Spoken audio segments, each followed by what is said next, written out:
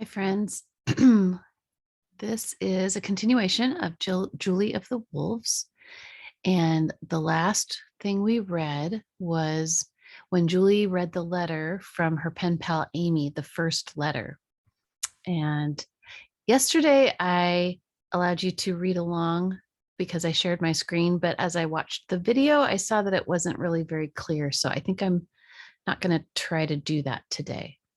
If you would like to read along in your own book, it is starting on the paragraph right below where Amy has written to Julie. Okay, so Julie folded the letter and whispered to herself, daylight is spelled A-M-Y. Why do you think she said that? She's thinking that Amy is the source of light for herself because she found a new friend. I think that's pretty neat. The wonders of Makoriuk dimmed as weekly letters from Amy arrived. Julie learned about television, sports cars, blue jeans, bikinis, hero sandwiches, and wall-to-wall carpeting in the high school Amy would soon be attending. Makoriuk had no high school. The Eskimo children of the more prosperous families were sent to the mainland for further schooling, something which Aunt Martha could not afford. But she thought if she married Daniel, perhaps Naka could send her to school. As the winter passed, Martha became irritated with her. She nagged Julie for wearing her hair short and complained about Judith. She's disrespectful of her parents, she snapped, and she's bad. That's all she would say, except the old ways are best. After that, Martha gave her chores to do on weekends and refused to let her attend the movies with her friends. The winter nights in the dark little house became nightmares. Julie waited for letters from Amy and the call from Naka. The call came suddenly. One morning in June, as Julie was dressing to go to the store, the head of the Indian Affairs in Makoriuk appeared at the door. He explained that Naka had written, requesting Julie to come to Barrow and marry his son. You are now 13, the man said, and I have in my files an agreement for this arrangement signed by Kapugan and Naka. Martha sputtered and whispered in her ear that she could say no if she wanted to. The old ways are best, Julie said, and Martha could not protest. The next day, transportation was arranged for her by the Bureau of Indian Affairs, and Julie packed her few possessions in a moosehide bag and walked to the airport with Martha. The old lady dragged behind, taking slow steps, and by the time they reached the airport, she was limping. What shall I do when I'm too crippled to get out of bed? She said angrily. Julie was about to remind her how strong her legs had been a few hours ago, but had time to say no more than goodbye. The pilot himself escorted her up the steps into the gleaming cabin and showed her how to fasten her seatbelt. Cautiously, she looked at the upholstery, the overhead lights, the open door to the pilot's cabin. Then she closed her eyes. She was afraid the plane could not really fly. The engines roared, the ship moved, and minutes later she opened her eyes to see the houses of Nunavik shrink to specks and the island grow smaller and smaller. When it was but a jewel in the sea, she touched her seat and her armrest and stared down at herself. I'm sitting in the sky, she said to the man beside her. He winked and she pressed her head against the window. She was an eagle, seeking out new pinnacles. After a long time, she relaxed, and her wonder at the miraculous airship changed to curiosity. What makes us stay up here? She asked the man. That's not a good question, he said, and she lapsed into silence. The plane landed in Anchorage, then Fairbanks. Here she was put on another plane, a smaller one, the only one that flew to remote Barrow. Remote means it's far away from everyone else. Rugged mountain passes and valleys passed below her. The trees became smaller and more scarce, then disappeared entirely as the craft shot out over the north slope, and the pilot announced that they were crossing the Arctic Circle. The Gussacks cheered and opened bottles to toast the mythical line. But hardly had they taken sips than the windows became white and the plane was bumping along through a summer fog. They made wide circles over Barrow for an hour and a half before the pilot announced they would try once more to find an opening in the fog, then headed back to Fairbanks. Julie had her nose pressed tightly to the window, for she could see the long threads that spoke of a clearing. Suddenly, Barrow appeared below, its houses huddled against the ice-piled shore like a cluster of lonely birds.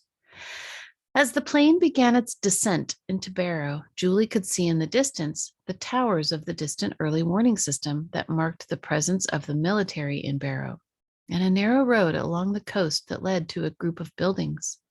The pilot announced that they belonged to the Navy and the University of Alaska.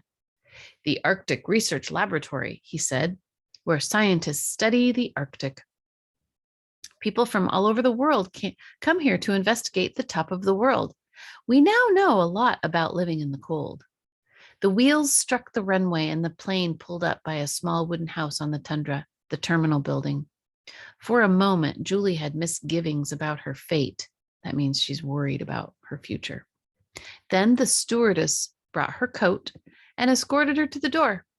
She looked down at two people she knew must be Naka and his wife, Nuzin. Daniel was hiding behind them. Slowly, Julie walked down the steps, crossed the stretch of macadam, and took Naka's hand. Do you guys remember me explaining what macadam is? It's asphalt. It's that black, it's like a road, but it's made out of asphalt and not concrete. Anyway, Julie walked down the steps, crossed the stretch of macadam, and took Naka's hand. He was dressed in a Navy Arctic field jacket, and his eyes were dark and smiling. She remembered those eyes from her color wheel of memories, and she felt better. Newson was dressed in a kuspuk trimmed with Japanese lace flowers, and she was smiling at Julie. They had not met before. Newson had never gone to SEAL camp. Then Julie saw Daniel.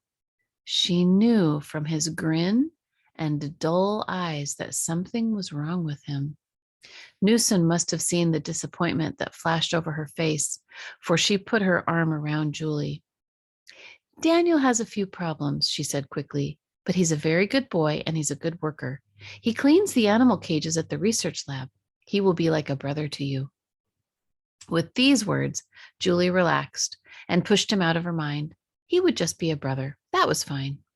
She looked at the little houses surrounded by boats, oil drums, tires, buckets, broken cars, rags and bags, and happily followed her new parents home.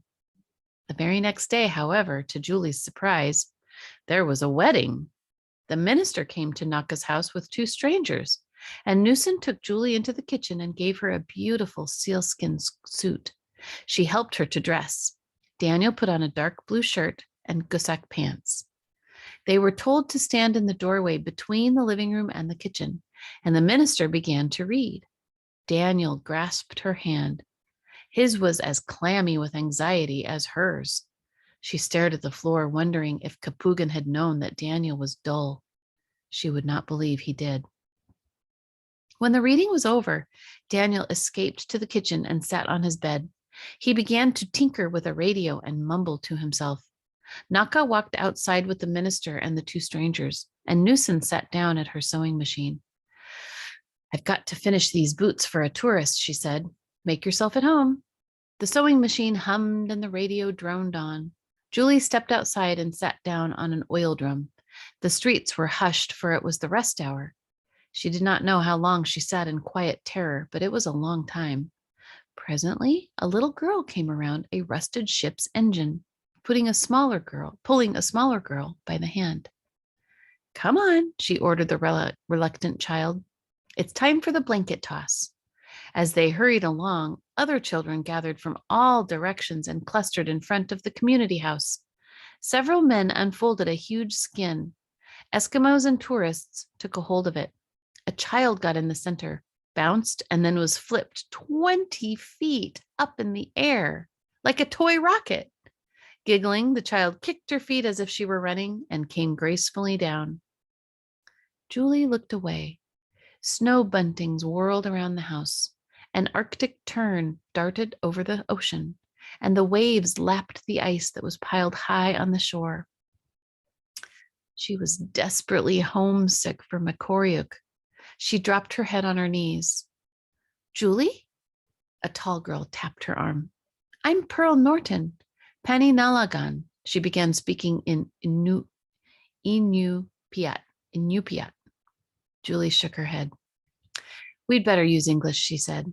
Pearl nodded and laughed. I said, let's go to the Quonset.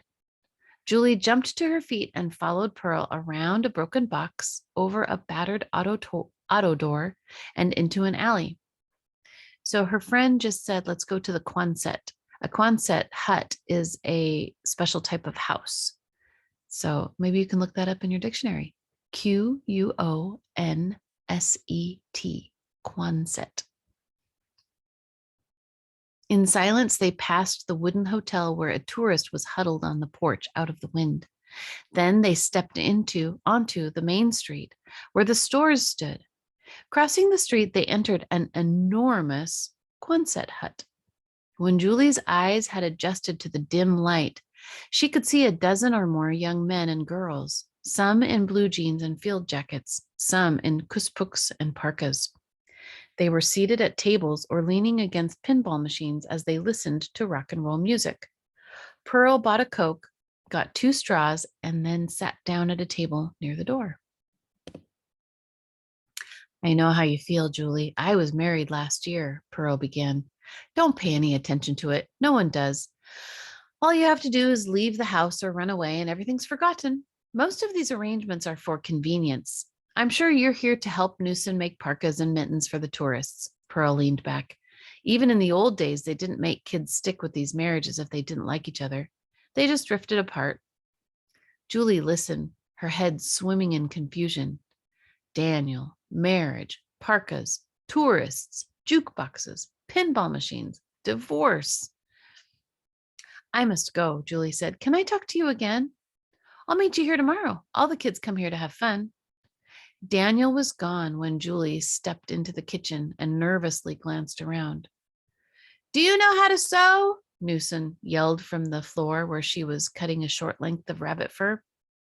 A little, Julie answered as she unzipped her coat and folded it carefully. You shall know a lot when I'm through with you, Newson replied and pointed to a large box in the corner. Yard goods and rickrack. We have to make 30 parkas for the airlines by the end of the month. They lend them to the tourists who come here. None of them know how to dress. They'd freeze without parkas. Newson threaded a needle and whipped the rabbit fur onto the top of a mukluk. She glanced up at Julie. You'll do nicely, she said. You're smart and you're pretty. Julie saw little of Daniel that summer and even less of him after school started. And so by October, she was beginning to enjoy her new home. She cooked and sewed for Newson, studied at night, and had a few hours in the afternoon when she met Pearl at the Quonset. As the months passed, the letters from Amy became the most important thing in Julie's life, and the house in San Francisco grew more real than the house in Barrow. She knew each flower on the hill where Amy's house stood, each brick in the wall around the garden, and each tall blowing tree. She also knew the curls in the wrought iron gate and how many steps led up to the big front door. She could almost see the black and white tile on the floor of the foyer.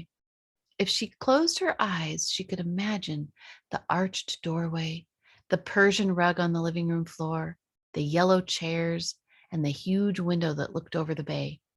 Radios, lamps, coffee tables, all these she could see. And if she shut her eyes tight, she could feel Amy's hand in her hand and hear Amy's big feet tap the sidewalk. The second floor was always fun to dream about. At the top of the winding stairs, 4 doors opened upon rooms lit with sunshine, and one was the pink room, the one that would be hers when she got to San Francisco. During the winter, Julie came to understand Naka. At first, she thought he had a very important job, for he would be gone for days, often weeks, and be very tired and angry when he came home. He slept sometimes for 2 days. But when the sub-zero weather set in, Naka stayed home. And Julie realized that he didn't work very much. He drank, and the more he drank, the angrier he became. Sometimes he struck Newson. More often, he picked a fight with his neighbor. Finally, numbness would overcome him, and he would drop on the bed like a huge limp seal and sleep for days. When he awoke, he would be pleasant again, sitting in the fur and scrap-filled room, making moosehide masks for the summer tourist trade. He would sing the old songs of Seal Camp and tell Julie about the animals that he and Capugan had known. On those occasions, she would understand why Capugan had loved him.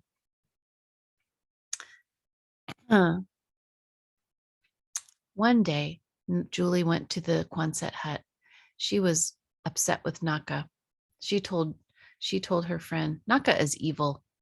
Russell nodded. He is sick, and we are joining together to try to help him." Julie leaned forward. "Mr. Pollock," she whispered. "Ooh, how do you know? How do you know him?" "Mr. Pollock is my friend Amy's dad. I know him. I'd like to see him. I'd like to go see my friend." The pink room in San Francisco had a new dimension. January 23rd was a day of celebration. Beginning about the 21st, the top of the world began to glow like an eclipse as the sun circled just below the horizon. The Americans began to smile, and the Eskimos put away their winter games of yo-yo and darts. Excitement mounted higher and higher each day. The morning of the 23rd, Julie and Pearl ran all the way to school, for this was the most beautiful day of the year, the day of the sunrise. Just before noon, Julie and her classmates put on their parkas and mittens and skipped out the school door in awesome silence. The Gussack principal was already outside watching the southeastern sky anxiously. His face seemed to say he really did not believe the miracle would happen. "There it is!" a little boy shouted as a brilliant light, first green, then red, exploded on the horizon. Slowly, the life-giving star arose until it was round and burning red in the sky. The Eskimos lifted their arms and turned their palms to the source of all life.